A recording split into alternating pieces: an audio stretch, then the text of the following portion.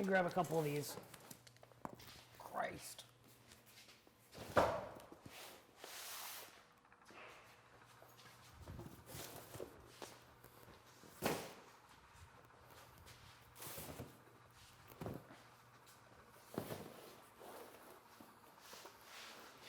All right, well, here's what's going to happen is I can't remember anything you just said, so I'm just going to do it my way, and then we'll go from there. Because it's just going to be one of those days, Scott. Okay? As you may know, we do have sponsors that are helping us with this project. So let's open up some boxes, and I can show you what it is, and we can discuss it as far as how we're going to use it on the car. As you can imagine, we can't do this project all by our As you can imagine, we can't do this project all on our own. Today, we're going to open up a bunch of product boxes that we recently got in the mail. This product is from our sponsors, and who give us both product support and financial help towards this project. Not sure where I'm going from there. Do it again. Okay. We have a bunch of discuss it and explain it. Well, Am's there. All right, you want to tell me how to do it again? I'll try to remember. Okay. That's pretty fucking corny. Well, it's corny, but it'll work. We really appreciate our sponsors, so that's why we're going to show you what's in these boxes and why these are the best parts you can possibly use on your build. All right, FK is helping us out with all the rod ends, tube ends, anything spherical bearing related. These guys, we've used these guys for years in all our builds, and we went to them with this project and they said, yeah, no problem, we're gonna help you out. Like I say, FK, 100% American made company. It's a family owned company. These guys, they go to SEMA, they go to PRI. You can talk to them directly, and it's the actual owners there. Like I said, they're the best.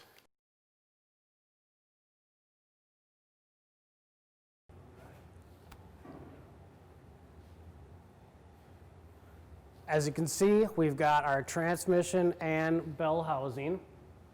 This is a Jeffco 4-speed transmission. It's a planetary transmission with the gear vendor's overdrive. And it's all hooked up to our Browell bell housing. This is a pretty unique setup.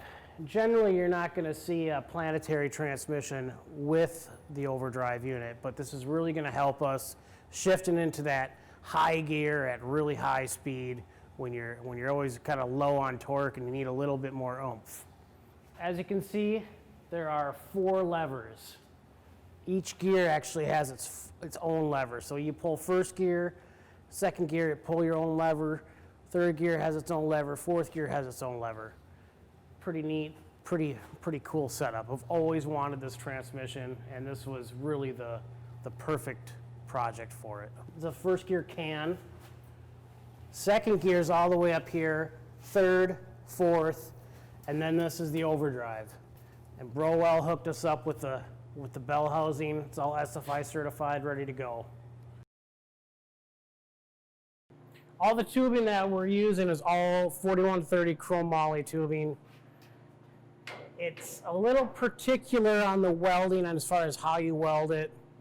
So it's not something you want to just jump into. You want to get real comfortable with, spend some time with it.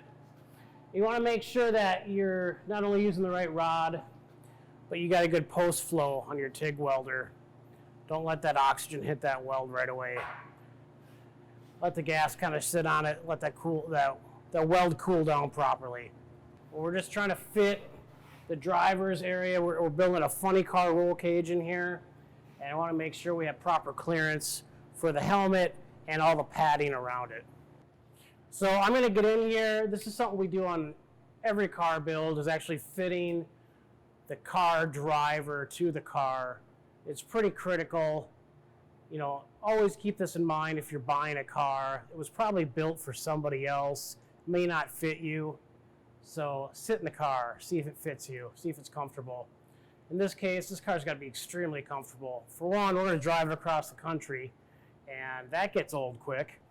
And two, got to be able to race this thing. We got to be able to move the limbs that we need to move, the legs, the arms, and all the functions, be able to see the visibility, and then just the actual comfort. Can you sit in this seat for an extended period of time?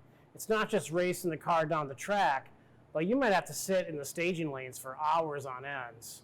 And that gets old. It's really hard on the body. It's hot. Bonneville, I've been out there, it's been 115 degrees all day long. And it can really take a toll. So you want to make sure everything you're doing is built for also function and comfort. And the biggest thing is safety. So in this car, we're going to be building a funny car cage. And that's basically a structure that's built around the driver. It's like a roll cage, but just for the driver. So I'm going to be getting in the car, seeing where our helmet clearance is, and how the actual overall feel is. Now this tube is pretty critical. Our seat, we're going to be actually hand building the seat for this. We're not going to just be ordering one out of a catalog like most people do. Our seat is going to kind of conform to this. And a lot of people would see this and think, why would you want this bend? More people would build this as a straight up and down. It's actually really critical lumbar support that doesn't look like it's a big deal, but like I say, when you're sitting in the staging lanes for a long period of time or driving across the country, it really comes in handy and makes you not hate life so much. All right, so let's get in here, Brian. I'm going to have you hold this.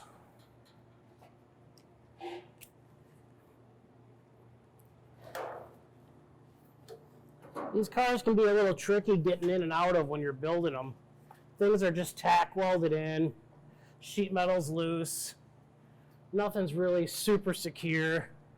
There's sharp objects everywhere, so you got to be careful, you got to be aware. Make sure you got a decent step stool if you got a stool. You're not using some milk carton that's got a hole in it or something. So the first thing I do, I just get into position. A lot of times I'll actually close my eyes and just figure out, where do I feel comfortable? So I do this for everything. I'm doing this for the seat location, our funny car cage, shifter location, steering wheel. You just sitting here, you kind of move around, scoot your butt around a little bit, and just feel what feels comfortable to you. And then you just kind of reach out without opening your eyes. Okay, I want my shifter right here. Bam, that's where it is. Same with your steering wheel. Where do I want my steering wheel? Right here. That's where we're going to put the steering wheel. It seems really simple, but a lot of people don't do that. And that's what creates a lot of issues for people.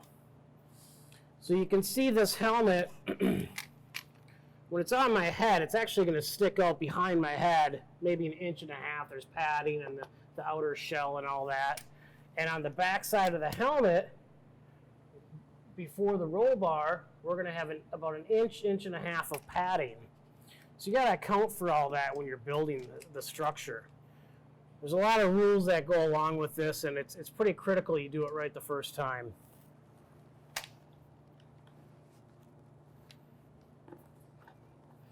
So I'm just kind of getting comfortable right now,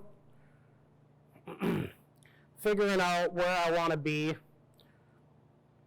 Now, Brian, I want you to look and see how much room do we have between the back of the helmet and the tubing for our funny car cage.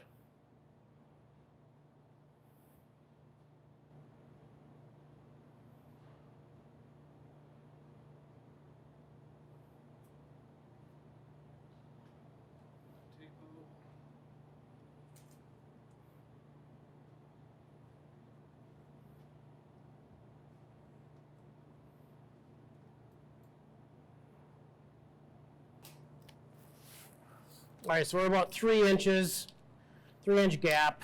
That's going to be good because I've got about 1.5 inches of padding.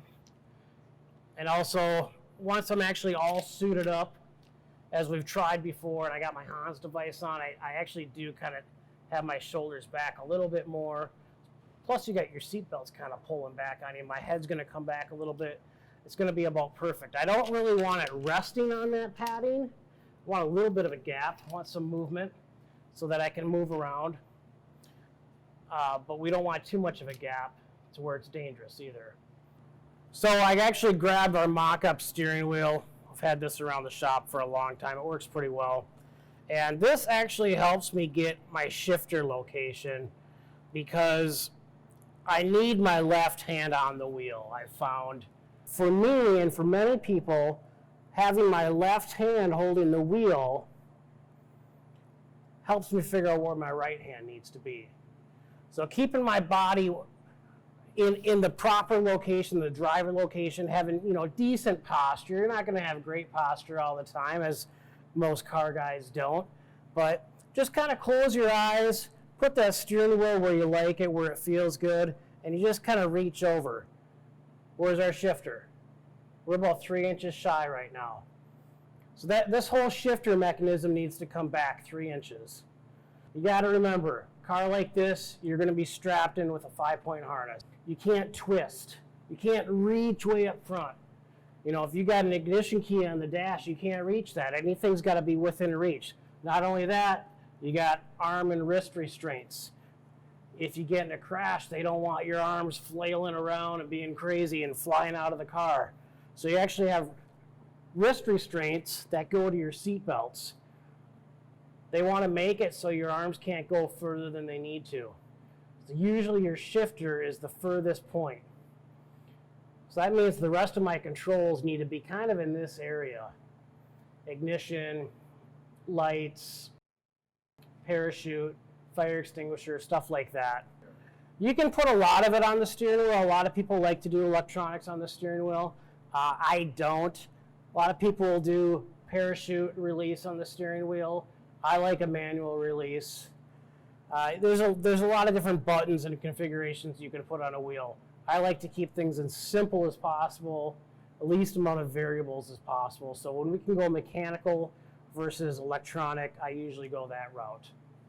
We're gonna build it with the intention that we can have a passenger in here.